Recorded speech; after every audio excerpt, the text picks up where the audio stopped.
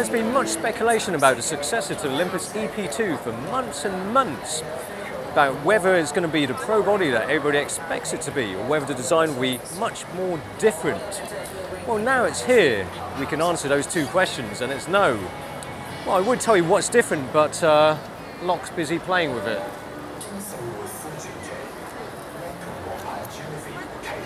Let's go. The exterior is familiar looking, albeit with a bulge bit that gives the game away. You're probably thinking that the design isn't actually that much different. Oh, you look closer. It's been beefed up, injected with steroids. It's been Arnified without the impregnating of a housemaid. But it does flash. As you can see, there's a poppy-uppy flashy. And it's quite nice how it kind of tucks away like that, and it's all level there. Very nice. It's quite nice how it's got a nice metal feel to it. Makes you want to touch it all day long. And on the subject of touchy-feely, the screen is a touch screen. A capacitive one at that. And for all you people who can't be bothered to go to Wikipedia, it means it's a bit like the iPhone.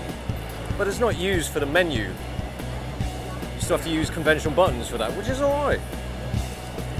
What it's used for is focusing, shooting.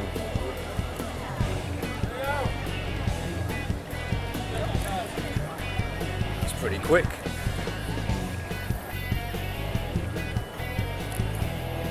Oh, that's great. It's wonderful, this. So it just requires the slightest of touches. Of course, you can switch this off if you're worried that you accidentally take a shot of your feet. Let's keep on for now.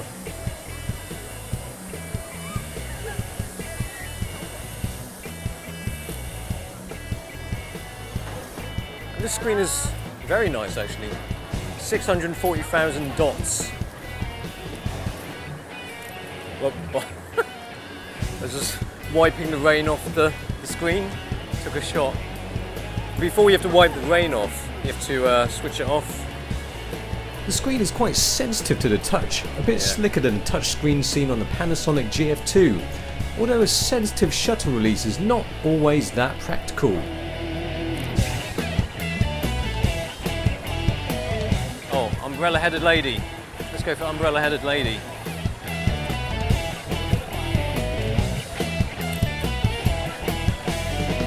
In fact, the body is pretty much the same as before.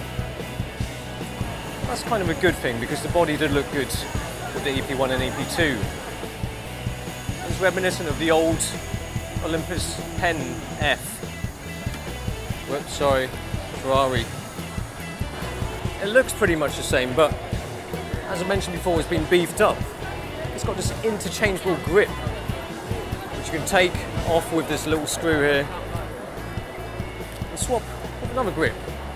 So you've got small hands, it's alright. If you've got massive hands, then you get a big grip, probably. Or you could just sellotape some sausages to here, grip the sausages.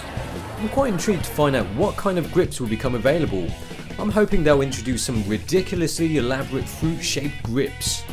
The design is hardly groundbreaking. Alright, they've basically just tarted up the old EP1, EP2 body, but it still does look good. And if you look just above my finger, you can see an AF assist light to aid in focusing in low light. Rave party.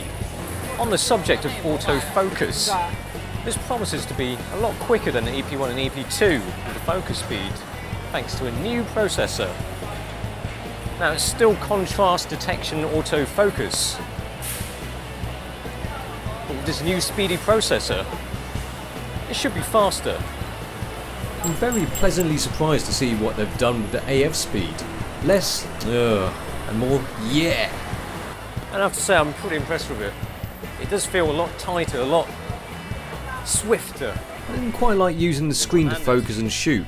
Quite a number of the shots ended up being focused on the background despite pressing on the subject. You can just use the screen to pick the focus point though, or just use the shutter button for everything like normal. Now in terms of megapixel count, it's still the same as before. But the key is the new TruePic 6 processor. Bit of geeky stats. With the upgrade, the camera checks focus 120 times per second. One of those things that don't actually mean much, but sound quite good.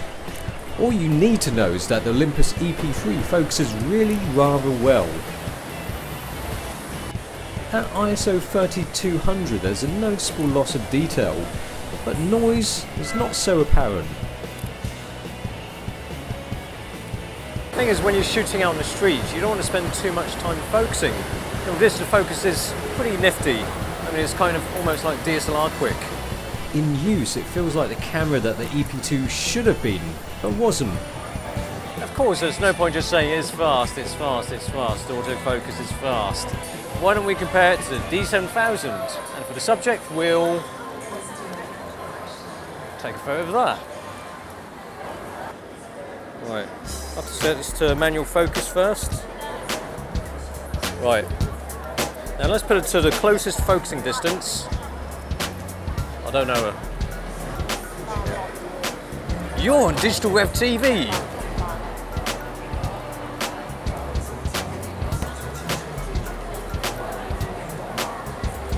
Yeah.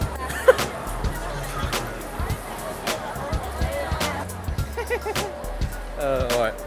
Okay. Yeah, okay. 3, 2, 1. Impressive.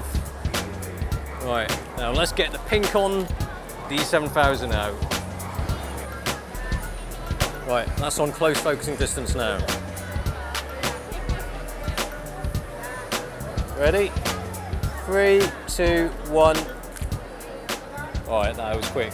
But it's really quite a close race though. I mean, this is great.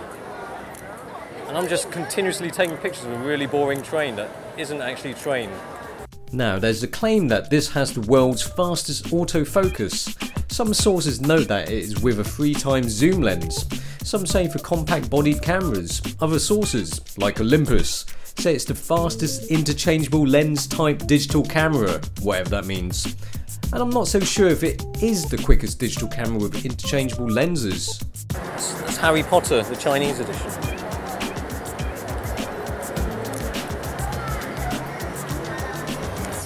Expelliarmus, Ignoramus, Anus.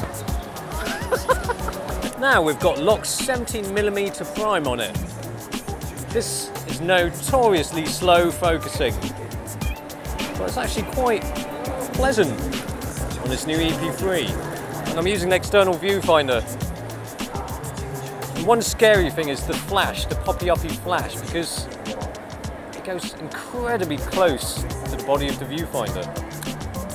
But still, it doesn't actually touch it, so it doesn't matter, does it? Oh, that's cool. See, they've even tried to do that whole iPhone thing. Oh, it's not working that well. No!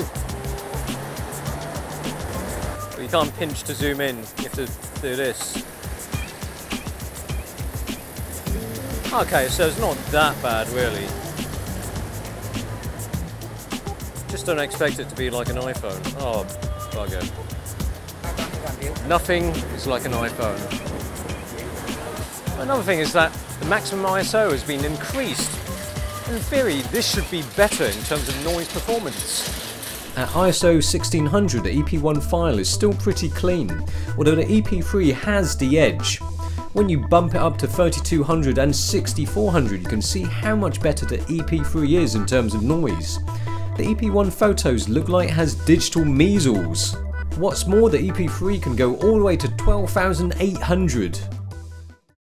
I have to say, I was a little bit disappointed when the EP3 was first revealed. It looked like nothing much had been changed, albeit a new poppy-uppy flashy and a new bulging grip. But of course, if there's nothing wrong with the way it looked in the first place, then why not keep it the same? The truly great thing that Olympus has done is the fact that they have addressed the key criticism of their earlier Micro Four Thirds products. The focus is quick. Although it's not clear how they got the self-proclaimed title of the world's fastest autofocus. This is a great choice for those who want an evil camera. The only trouble is, Olympus has got a lot of competition these days.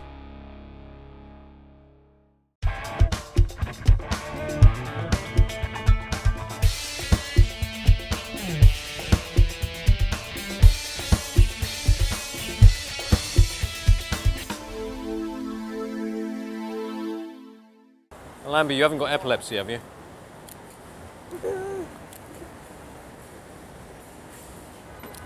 Why do you have to come so close? It's wide angle. Gee, no! And you've got a really small head as well, so...